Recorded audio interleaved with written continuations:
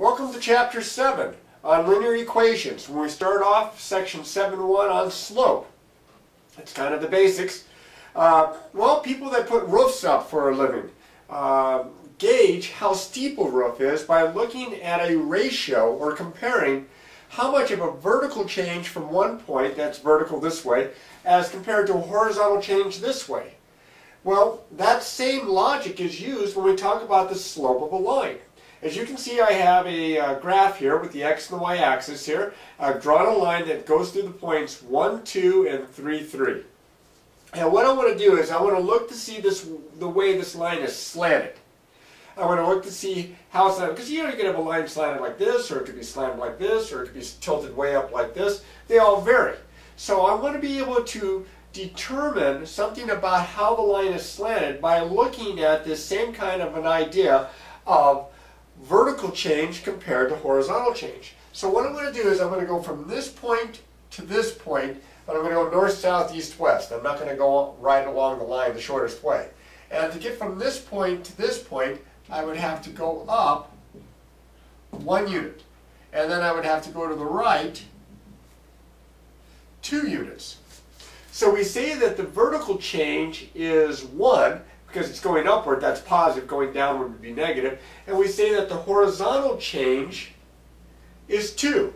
And because it's going to the right, we consider that a positive notion, and going to the left a negative notion. So I'm going up 1 to the right 2. We could compare the vertical change and the horizontal change that way. In fact, what we normally do, as you can see over here, we normally call the vertical change the rise and the horizontal change the run. And we say that the slope is the rise over the run. Or in this case, the rise was 1, the run was 2.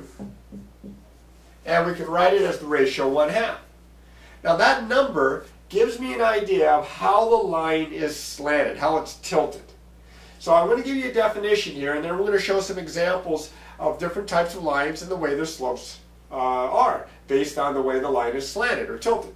The slope of a non-vertical line, now this is important, as you'll find out here as we go through this lesson, vertical lines, straight up and down, we say have no slope, or that the slope is undefined. So when we talk about the slope of a line, we're not talking about a vertical line.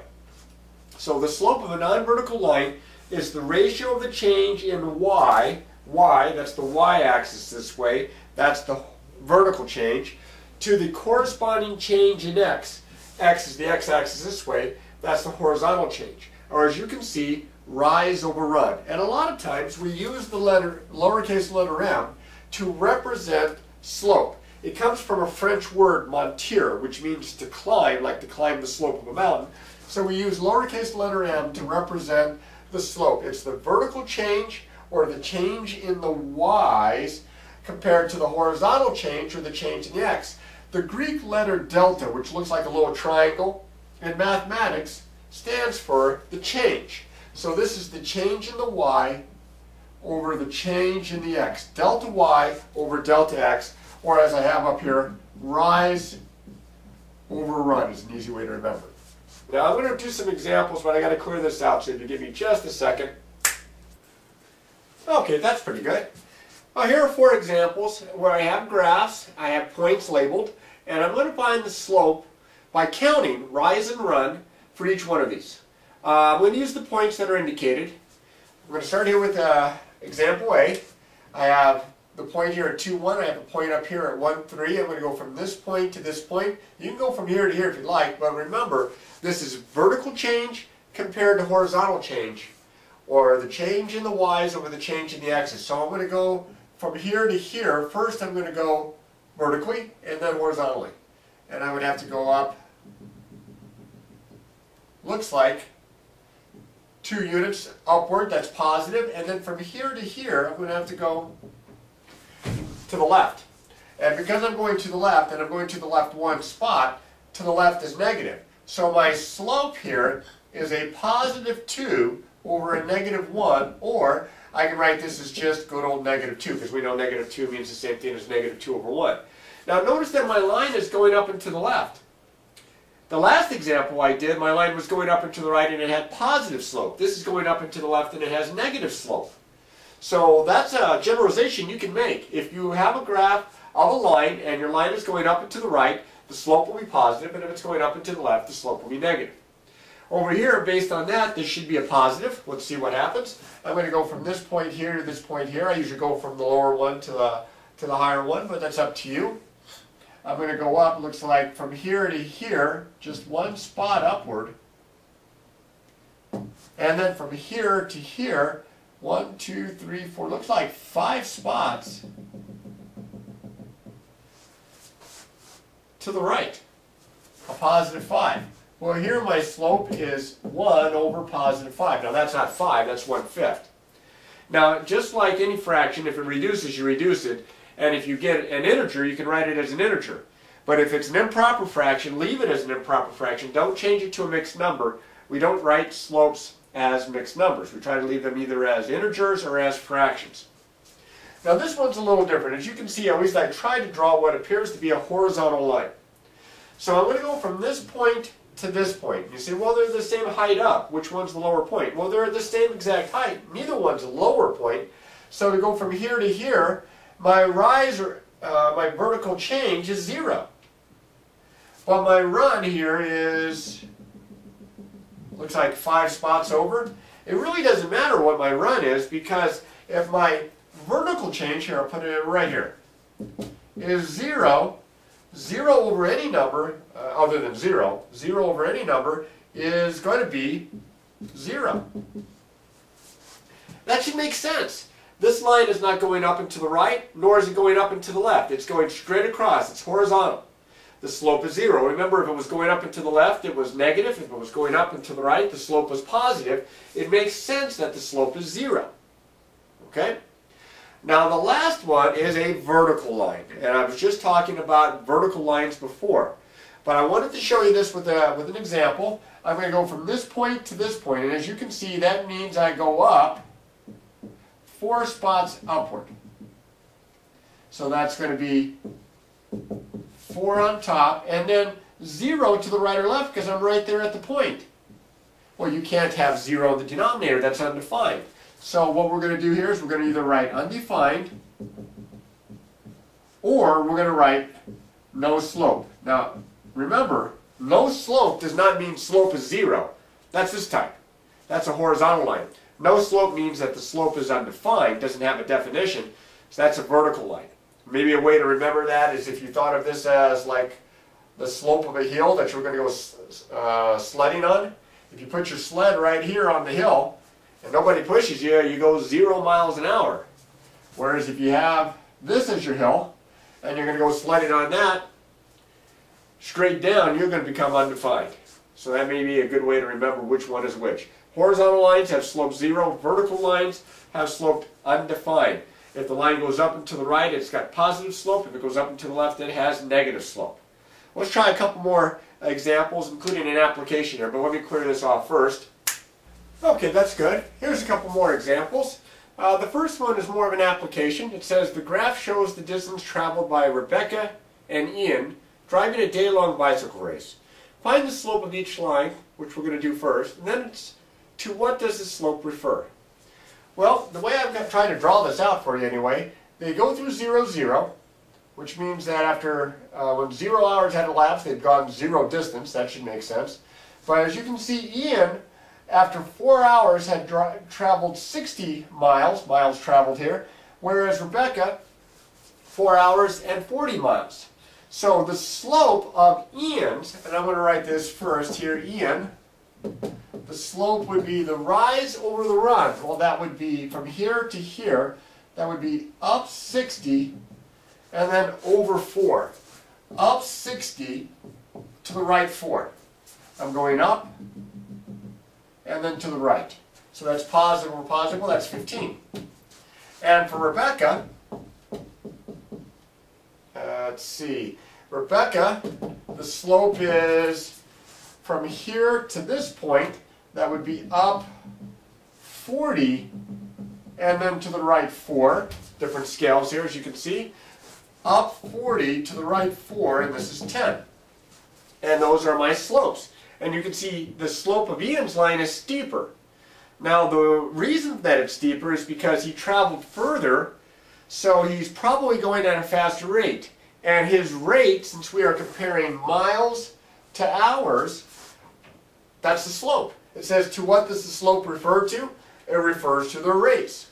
Ian is going 15 miles per hour on the average. It's an average rate. Whereas Rebecca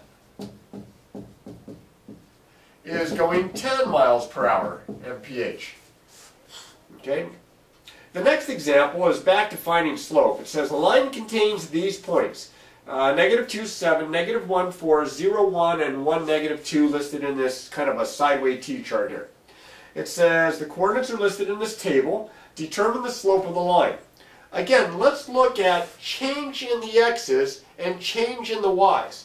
You can see from here to here, it's gone up 1. From here to here, it's gone up 1. From here to here, it's gone up 1. Down here, from here to here, it's gone down 3. It's gone down 3. It's gone down 3. So, as you can see, the vertical change is -3 to the horizontal change of a +1, or -3. So we can find the slope from a graph, like we did here. We can find the slope from a table. It would be nice if we could find the slope just knowing a couple points on the line without having to actually graph the line. That would be good. And I think that's what we need to look at next. So let me go ahead and clear this out. Okay, here we go. Just what I was talking about, the slope of a line given 2 points. The slope m, remember we use m for slope, of a line containing any 2 points on the line. It doesn't matter which 2 points you use, because the points are all from the same line and the line is slanted the same way through the entire line. It doesn't matter which 2 points you pick. We're just going to call the coordinates of those points x1, y1, and x2, y2. It's given by this formula right here. M equals y2 minus y1 over x2 minus x1, or the difference in the y coordinates over the difference in the x coordinates. It's that simple, because when you take the difference in the y coordinates, you're finding how much change there is in the y. That's your vertical change. When you take the difference in the x coordinates, that's your horizontal change. But notice the consistency. The first value here comes from this ordered pair. The first value down here comes from this ordered pair. You have to be consistent when you're looking at your differences, because if you get them switched around, or one of them switched around, let's say, you're going to have trouble because subtraction is not commutative. So we're going to do an example. Actually, we're going to do 4 examples down here, and we're going to find the slopes of the lines that go through these points. I don't have them graphed. I can't count rise over run, but I can use this formula. The very first one here, I'm going to call this x1, this y1, this x2, this y2.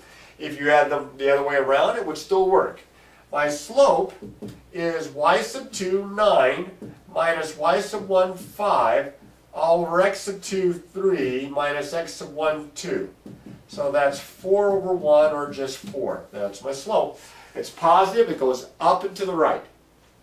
Right here, this is my x1, my y1, my x2, my y2. My slope is y2 1 minus y1 1 over x2 4 minus x1 -8. Be careful subtracting the negative there. My numerator turns out to be 0. My denominator, subtracting the negative, is the same as adding the opposite here. It turns out to be a +12. Well, we know 0 over 12 is 0. And that's my slope of this line that goes through these 2 points. Well, that would mean it's a horizontal line because the slope is 0. Remember, positive, it goes up and to the right. Horizontal is when the slope is 0. My next example here, I'm going to call this my x1, my y1, my x2, my y2. And I'm going to find my slope to be y2, which is -2, minus y1, which is +1 there, all over x2, which is -3, minus x1, which is a -4. Now, -2 minus 1, be careful, it's a non-traditional subtraction. It's like adding the opposite. That's -3 on top. On the bottom, you're subtracting a negative. That's like adding the opposite. That's going to give me a +1. So I get -3 over +1, which is -3. That's my slope. Okay? That means my line goes up and to the left because I have a negative slope. My last example here is kind of the oddball one of the bunch. This is my x sub 1, my y sub 1, my x sub 2, my y sub 2. My slope is 4 y sub 2 minus 8 y sub 1 over 3 x sub 2 minus 3 x sub 1. You can probably see it coming. This is negative 4 over 0, which means it's undefined. Okay? That means it's a vertical line, because only the slope of a vertical line is considered to be undefined, or we say no slope. So you see an example of each of the different types. Remember, positive up and to the right, negative up and to the left. Those types of things come in very handy later on, because we're going to use this information to graph lines later in this chapter. So just like any other problems, you're going to get better at this only if you practice, practice, practice.